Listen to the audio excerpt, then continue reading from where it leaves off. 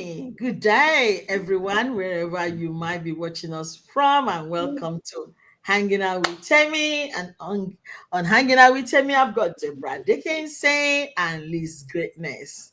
Good evening, Yay. ladies. And so like us, follow us, and share. Tonight, our topic is going to be very, very interesting. And a couple of people are really interested in this topic. Professor Mimi is one of them. I don't know which angle this is going to go, but you know what? Sit back, listen to us, and also contribute uh, to the points that we're going to be Yeah. sharing. All right. So, Liz Greatness, how have you been? I've been very busy. Don't ask me. I know Deborah has been extremely busy. I'm not asking her because I see her every day here on this panel, on that panel. This girl, where does she live or something? But ladies, you're doing so well. But Liz, I think you're cruising in your on your arena there. Yeah. Look, I've been doing well. We literally just had our Harmony Day event at our small town, and it went so well. I've been, part of the committee that was organizing the event. So yeah, pulling all those different performances and um, community stalls and things together for exhibition and line up and all that. And then also, directing the ceremony at the big day. The beautiful thing is we had a community band that was uh, making instruments from recyclable material. Oh, If you look at nice. my Facebook story, you will see that. So recyclable material, you would see me, beating a drum from some drum that we picked up from the shed. And, the community was contributing some of the material, and we were just making instruments from this. And finally, it all came together in a big band that was also participating on the Harmony Day. And we had a beautiful day, a beautiful rundown of the events. And yeah, now at least I can rest and do other things. How many days? I mean, our babies are what now? When they were in school, they used to do how many day? How many days when Australian people come together in their natural um, disposition, be nationality, they come in their costumes or attires, and That's right. they share their foods, they sing their song, their native songs and all that. And it's been good. It's been good. But anyway, the intrepid women, I must say it, on the 19th of April, intrepid women are going really wild. It's gonna be fun and crazy. I'm looking forward to it. Really, I'm really excited about it. So we still have some slots if you want to join us on the 19th. It's gonna be around about 4 hours, but I don't want to share the details of this. I mean, you need to come and experience it. And I I know did a that bit on your story. most people have not experienced, they've got no idea what is in, it's actually brilliant. I've experienced it. Deborah's has gone there a few times and I can't have enough. So it's something that people don't even have exposure to. So it's a privilege to be able to enjoy that event, activities, and all things that's going to be going on. So 19th of April it is. If you want to be part of us, there's still slots, but not a lot of room anyway. Yeah, we're looking forward to it. What else is happening? Also on the 26th of this month, we're having the pop-up place in Point Cook. And all nationality like Harmony Day, they're going to be showcasing, but this day is for African. I Oh, actually had to put your name down today because Namibia was not represented. So I'm like, oh no, I've got a Namibian friend. So I put Namibia there. That because every nationality is represented on the 26th of April. If you're in Melbourne, you need to come there. It's going to be fantastic. We're going to be displaying okay. our product as well, and there's going to be beauty pageant also. It's going to be a lot of things. So yeah, I'm excited about it. It's going to be fun. A lot of things are happening in this side of the world, believe it or not. But anyhow, we've got half an hour, and I think we spent almost 6 minutes out of it. Let us go on this quick break, and then we will be back to the real deal. We'll be back.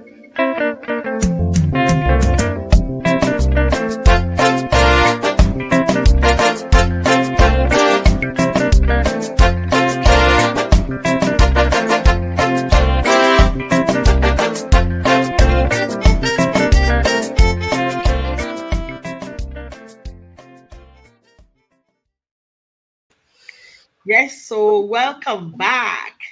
Today we're talking about celebrating hair adorned in cultural, grounded in strength.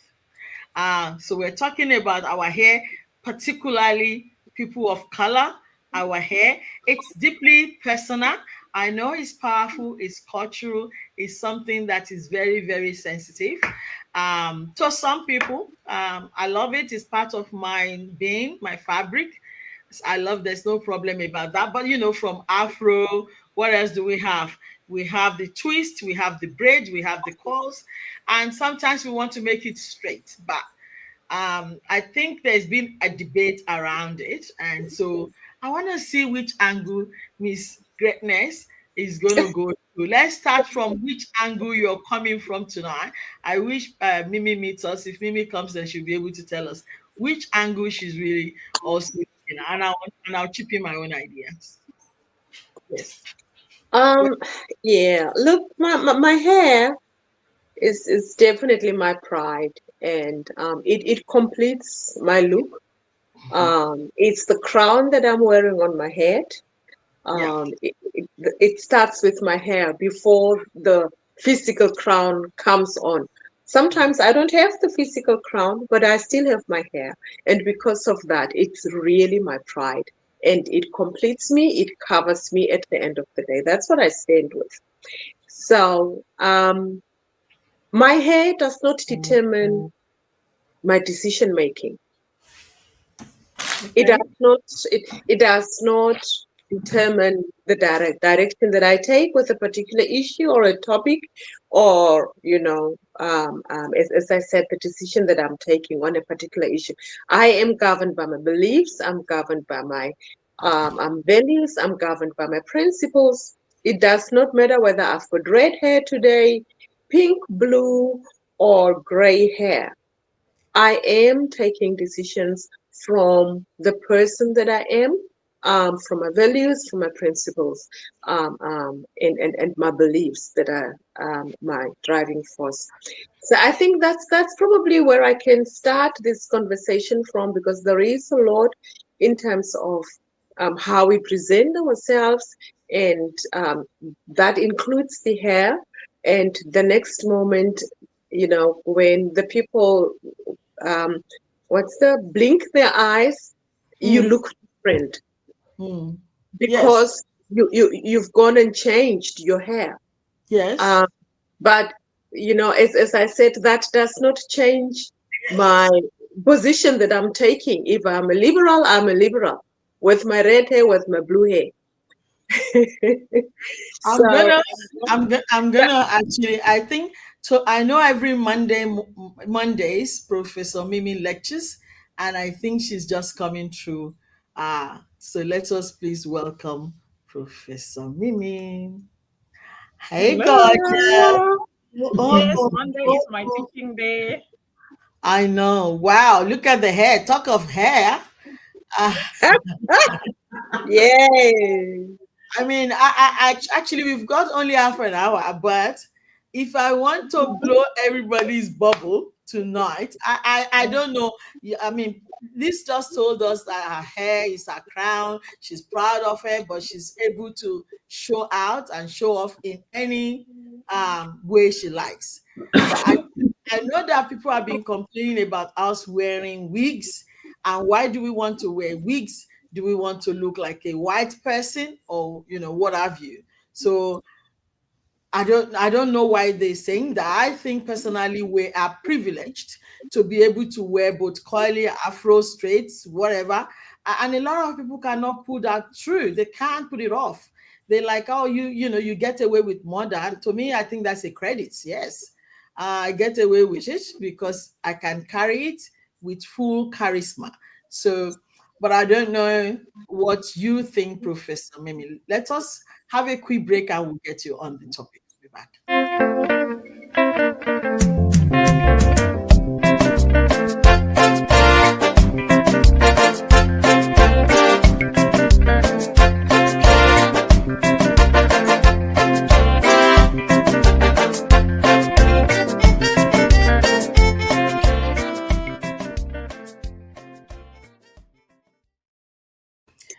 Welcome back on the show. We're still talking about the black hair as a tapestry of strength, of power. I looked at a video actually about a lady talking about this, and she was talking. The reason why she thought our hair is for power and resilience and unapologetic about it is because of the way our mothers, our you know, predecessors, the way they did with the hair, that in those days there were no hair products and the hair was a little bit tough to manage, that they will use like butter. Apparently in Ethiopia they still use gill, like the butter that they do to moisturize their hair so it's softened and it's got strength and they are able to manage it like that. So it's gone through a whole lot of process, being not having access to a lot of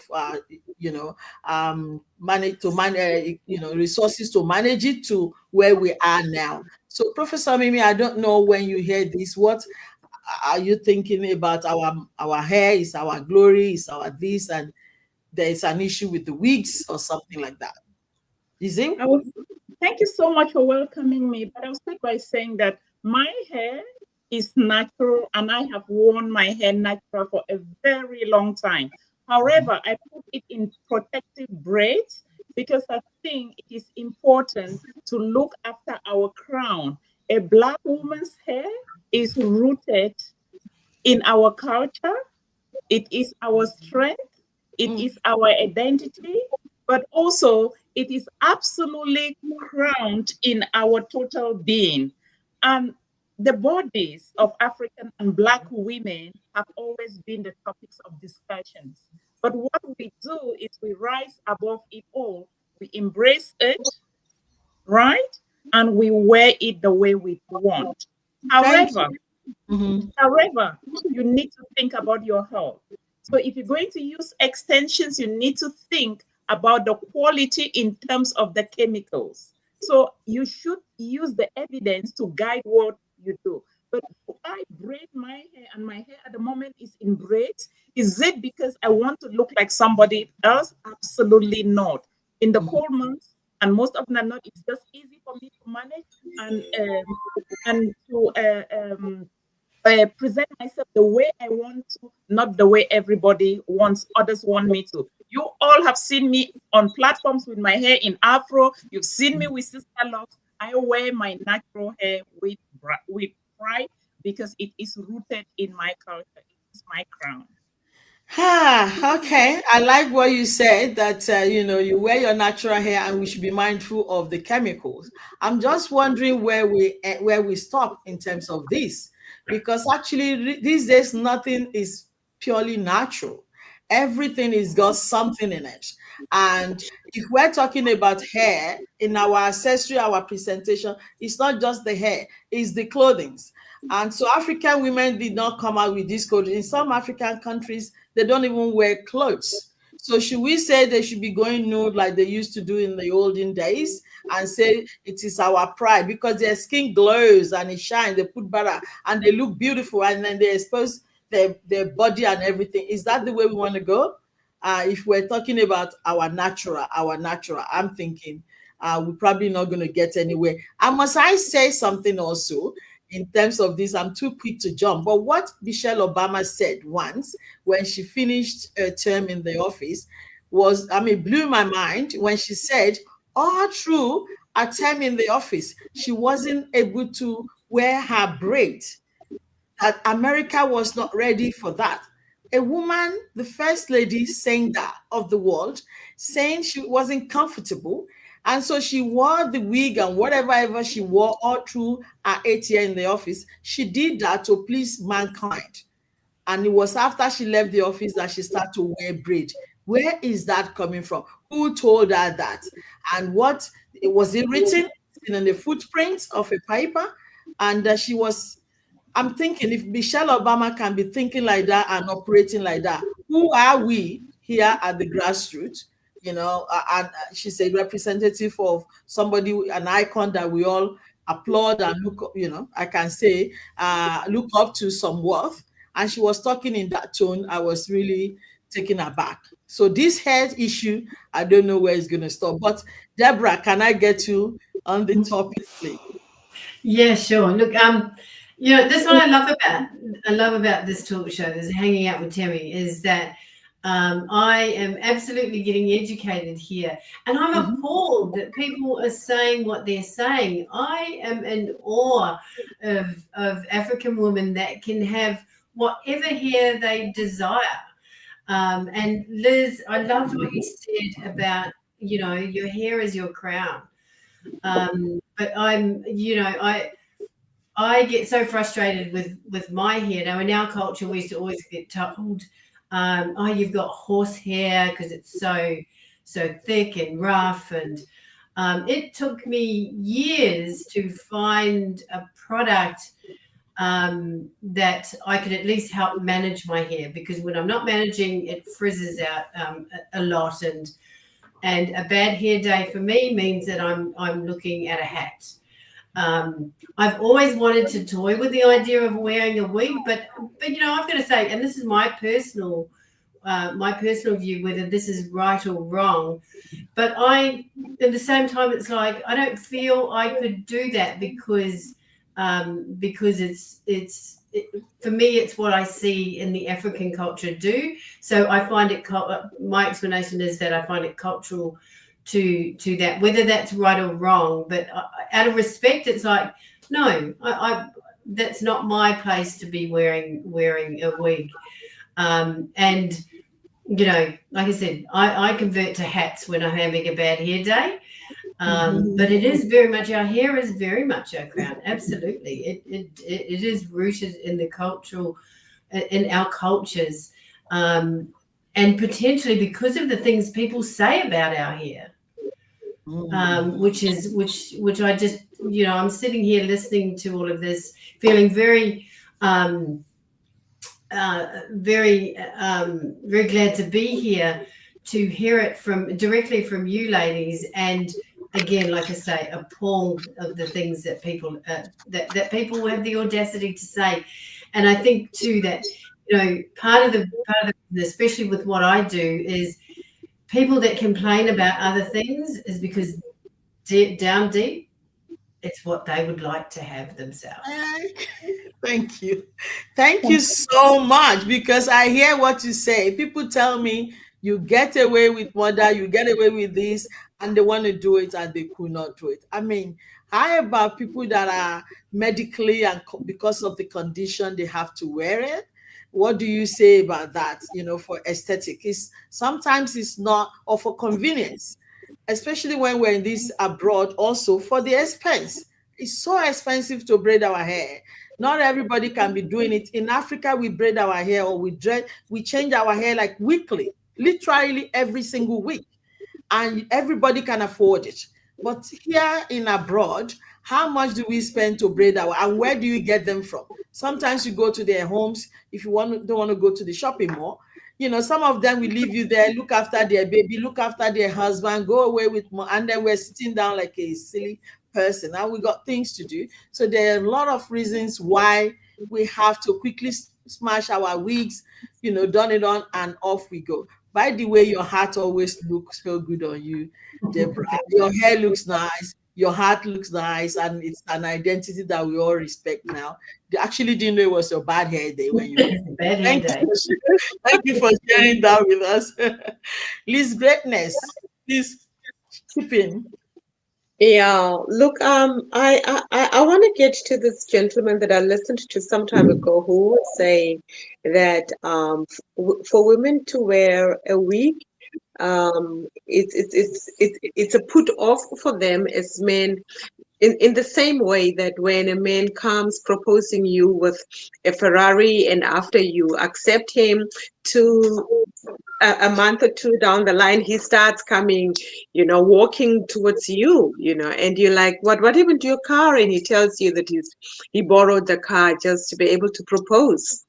And apparently we would be shocked by that, and yeah, we would want to call off the relationship. And that's the way they feel about us wearing a wig, because they fall in love with this person, and the next moment we don't have it anymore, and that's such a put off for them. So he was advising that women, and particularly African women, African Americans, should stop wearing a wig.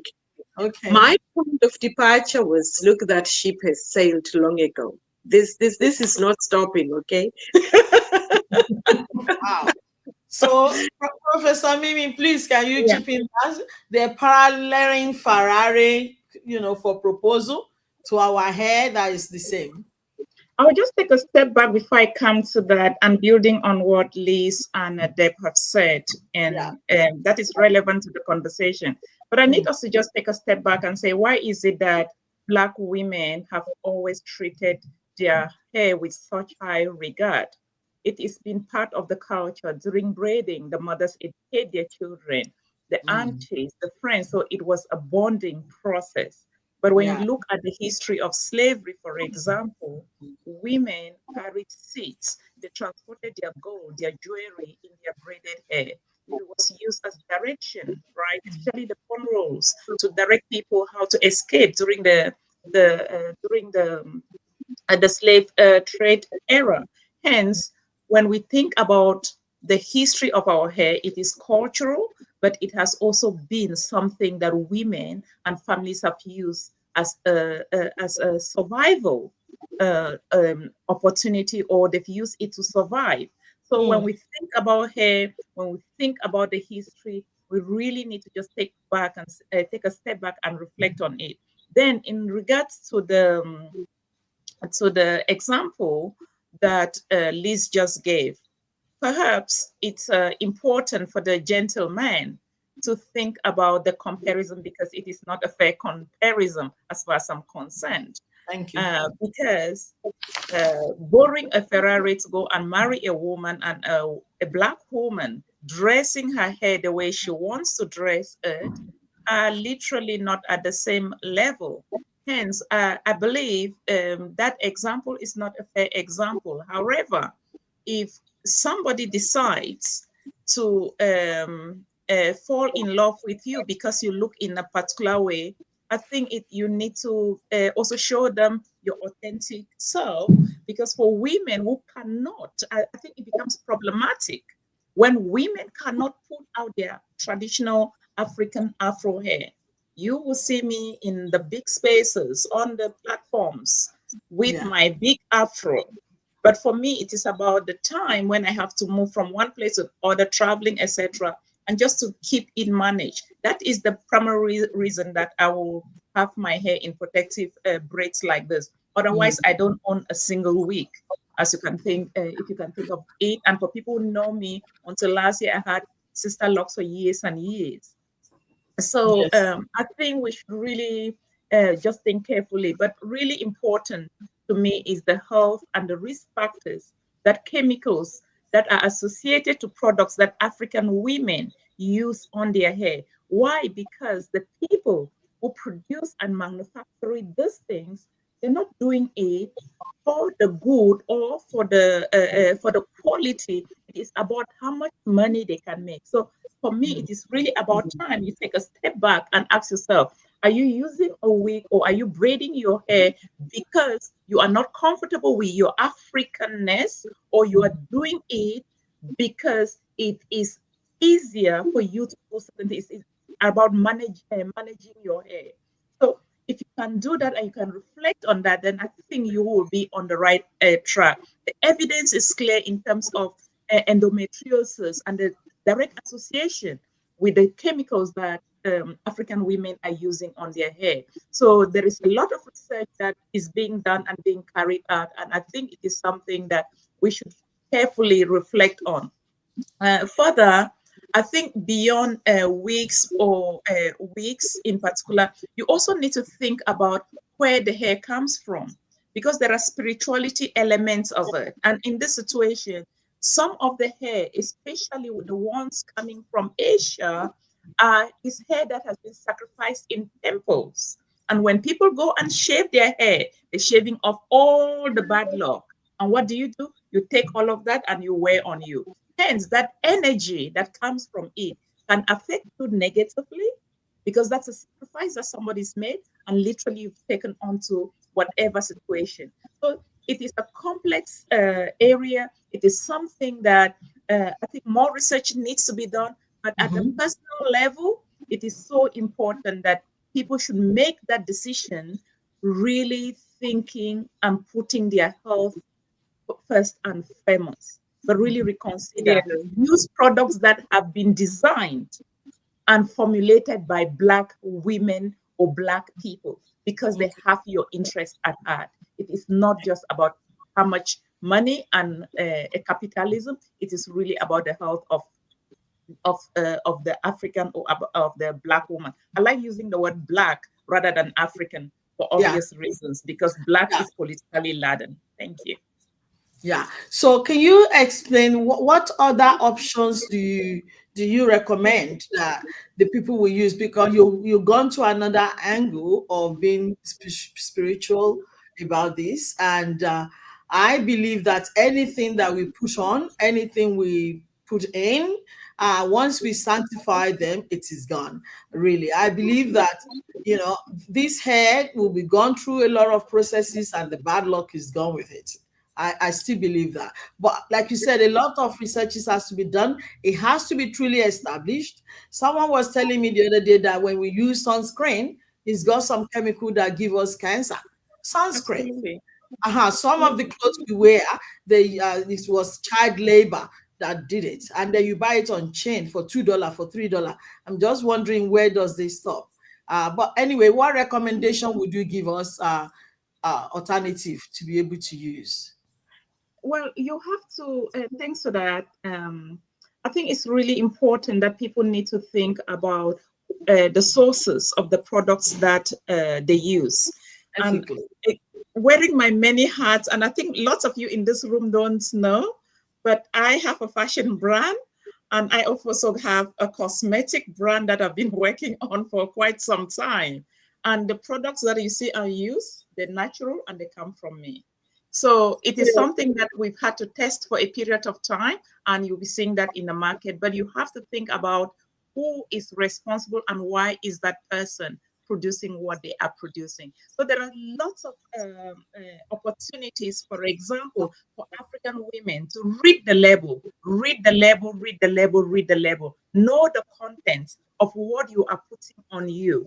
Because if you have products that have got hydroquinone, one of the things that we should have a conversation beyond the hair products is also about hydroquinone, where people are bleaching themselves and they're bleaching the children. The side effects and the medium long-term effects to their kidneys, and you're hearing about the increasing incidences, but also the increasing prevalence of chronic kidney diseases in our community with very early onset as well. So it is a complex issue. We really need to be thinking about some of these chemicals that we are using. But cancerous properties have been found in a lot of the hair products, but especially the wigs and the hairs that Black women and the hair that Black women use, unfortunately. So you should be informed. Knowledge is power. Knowledge is power, and I really, really am interested in this. There's a lady that I was, Liz Greatness was talking to me about, who has done a lot of research specifically for hair, and we're going to be bringing her on the show at some stage to further Great. dive into this conversation. But we've got only half an hour. How time flies is time. We're going to call it a day today. We haven't got enough time, but I'm so interested in your Ferrari guy. I think specifically character overrides anything topical and Absolutely.